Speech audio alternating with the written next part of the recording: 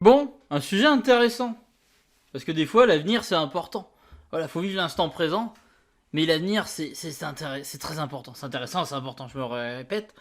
Mais on supporte un club qui est l'Olympique Lyonnais. Enfin, moi, pas tous les abonnés, parce qu'il n'y a pas que des supporters de Lyon sur la chaîne.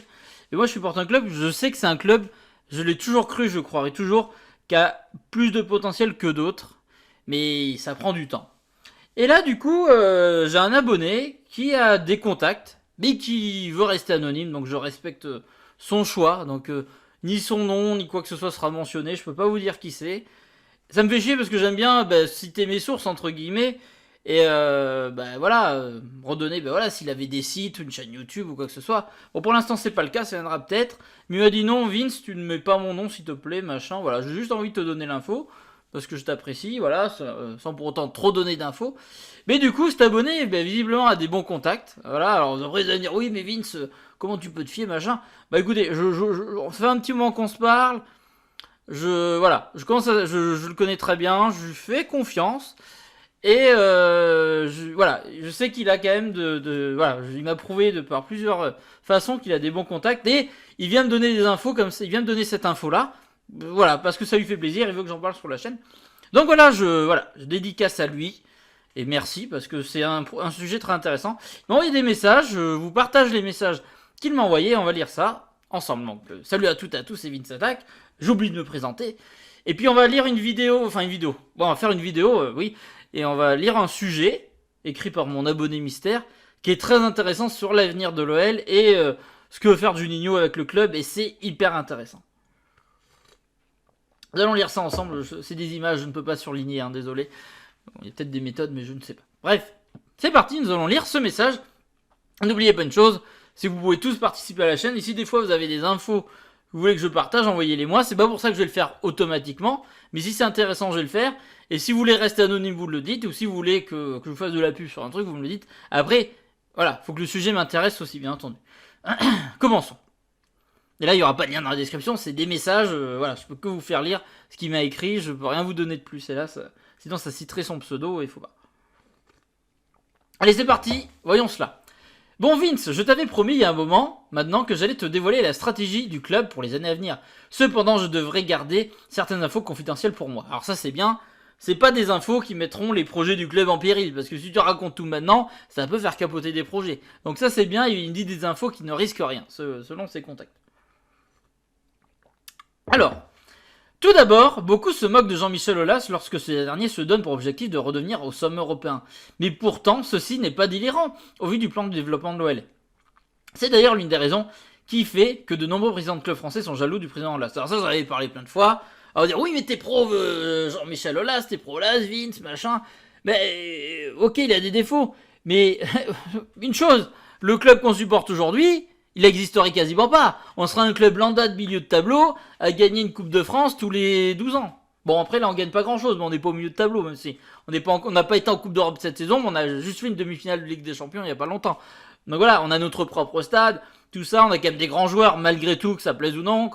Bref, on a un grand club du foot français, et européennement, même si on n'est pas en Europe cette saison, on a un palmarès européen, même si on n'a pas gagné de trophée. Et ben on a fait deux demi-finales de Ligue des Champions, une demi-finale d'Europa League.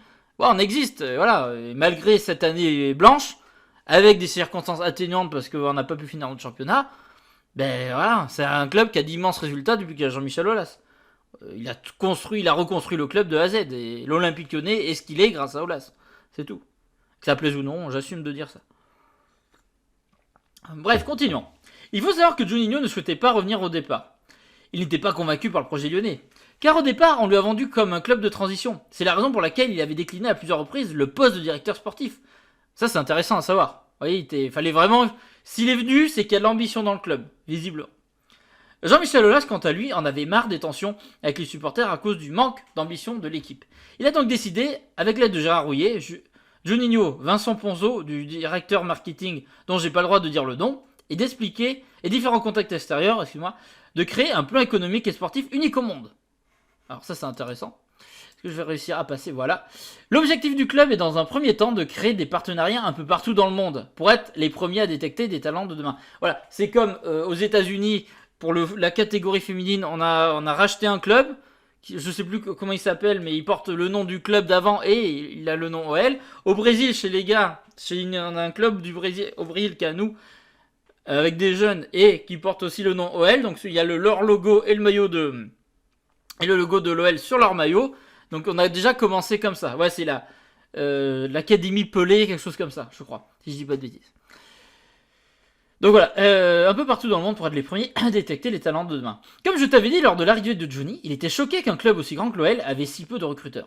C'est qui est désormais plus le cas, car pas moins de 11 recruteurs ont été recrutés et dispersés dans le monde. Et ça c'est bien, c'est important. Voilà, on veut tous... si tu veux avoir des talents, machin, il faut que des mecs qui aient les yeux partout et qui voient les bonnes affaires avant les autres. Voilà. Et oui, donc 11 recruteurs c'est quand même bien. C'est bien. Il faut se déployer. Voilà. C'est sûr que ça change de l'époque Florian Boris, hein, voilà, on peut balancer, mais voilà. Tac. L'OL a également établi des partenariats dans le monde, comme avec la Pelé Academia. Voilà, c'est ce que je vous disais. Encore le club de Farense au Portugal. J'en avais entendu parler, mais j'avais complètement zappé ça. Et voilà, c'est intéressant, vous voyez, on commence comme une pieuvre, on commence à mettre nos tentacules un peu partout. Ça fait un peu hentai ce que je dis, oui. Mais voilà, on commence à s'étaler, c'est petit à petit, ça paiera dans très longtemps. Mais on sera content dans très longtemps quand ça aura marché. Tu sèmes petite graine à droite à gauche et après tu auras un gros potager, quoi. Ce développement à l'international a deux sens pour l'OL. Comme je l'ai dit précédemment, permettre de détecter de gros talents dès leur jeune âge, mais également de gros talents qui jouent dans des championnats peu connus.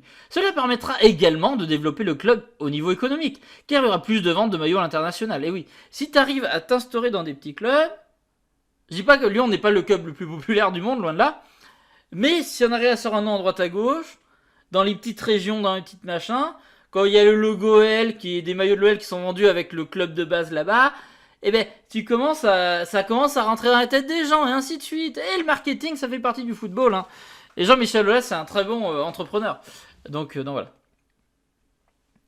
Donc ce développement à l'international a deux sens pour l'OL, comme je l'ai dit précédemment, pour permettre de détecter des gros talents dès leur plus jeune âge, mais également des gros talents qui jouent dans des championnats peu connus. Cela permettra également de développer au club au niveau économique, il y aura plus de ventes de maillots à l'international. Voilà, oui, ce que j'ai dit. Je me suis peut-être relu, désolé.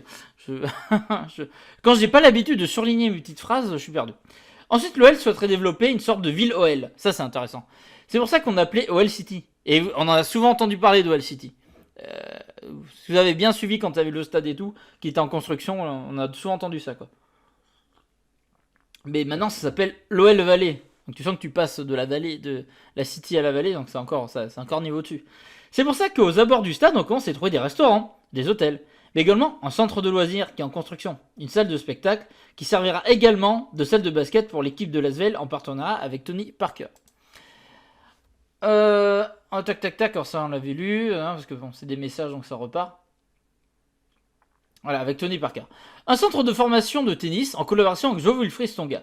L'OL souhaite, et là que c'est super intéressant, l'OL souhaite cependant continuer le développement de sa ville.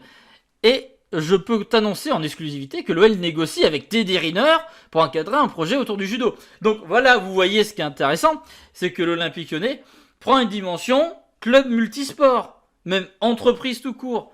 Il y a des restaurants, on a entendu parler, je crois qu'il y a une espèce de bar qui va ouvrir au stade. On développe. L'OL, ça sera, dans l'avenir, sera pas qu'un club de foot, ça sera une espèce de marque ça sera pas uniquement un club de foot. Mais vous allez voir le Real, ils ont des choses comme ça et tout.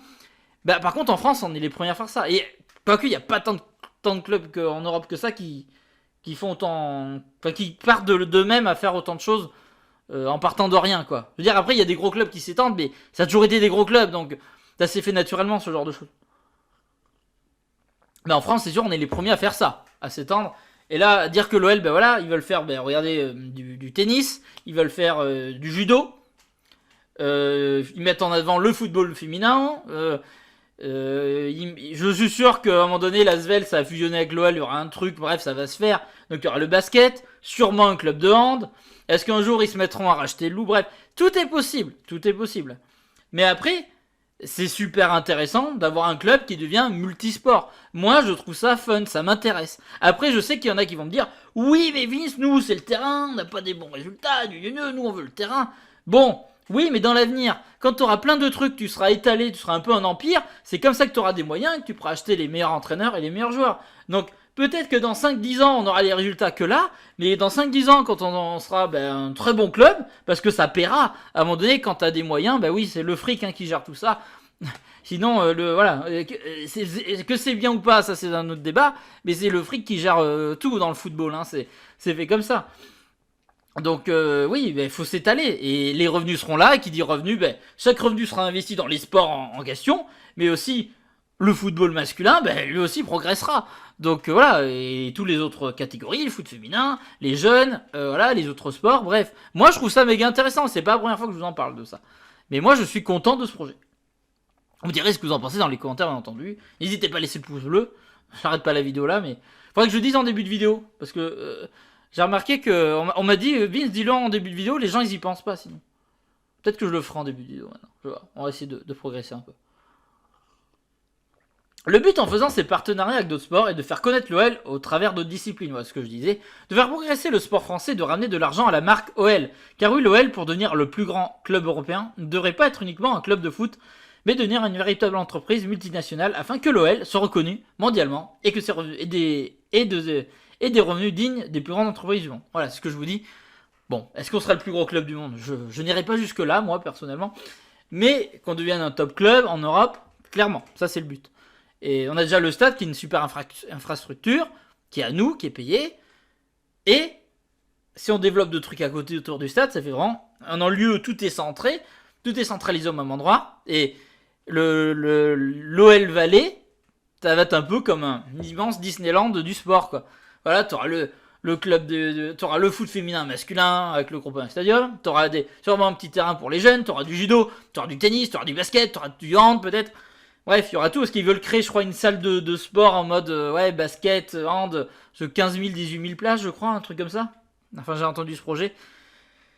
Mais voilà, et surtout, quand on sait les rumeurs où Tony Parker deviendrait président de l'OL, lui qui dirige tout ça, ça serait pas déconnant non plus, qu'il a beaucoup d'expérience, que ce soit en NBA en tant que joueur ou en tant que président de l'Asvel. C'est pas déconnant, le mec, il connaît ce que c'est le business du sport à haut niveau, quoi. Donc, je pense que l'avenir sera glorieux. Moi, j'y crois vraiment. On a le club qui a le meilleur potentiel en France pour moi. L'OL souhaite également avoir une sorte de zone commerciale autour du stade pour les supporters, les touristes dépensent leur argent avant et après pendant le match. Un des objectifs cachés que OL City ne soit pas uniquement l'endroit où évolue l'équipe première. Voilà. De l'OL, mais également une zone de touristes. Voilà. Ils veulent que ça soit pas que les matchs, qu'il y ait d'autres choses à voir, quoi. T'y vas, même si t'es pas là un jour de match, tu vas dans la zone d'OL Valley, t'auras des trucs à voir.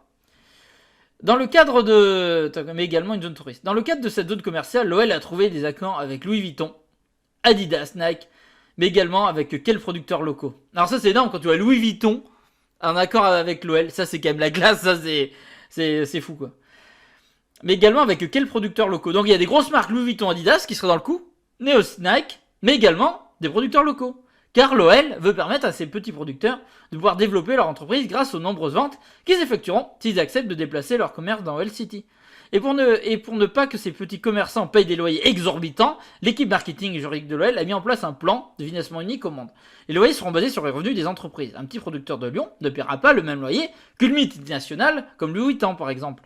C'est une opportunité en or pour permettre à certains producteurs locaux de faire grandir leur entreprise de manière exponentielle. Et ça c'est hyper intéressant et juste. Parce que avoir Louis Vuitton, ça te rapporte des gens qui vont venir au truc et potentiellement ils disent ah mais c'est cool l'OL qui font ça. Et je regarde jamais le foot, mais si j'allais voir un match, ah vous offrez des places, ah oui, ah finalement j'ai un fan de l'OL et si j'achète un maillot, c'est ça le truc en fait.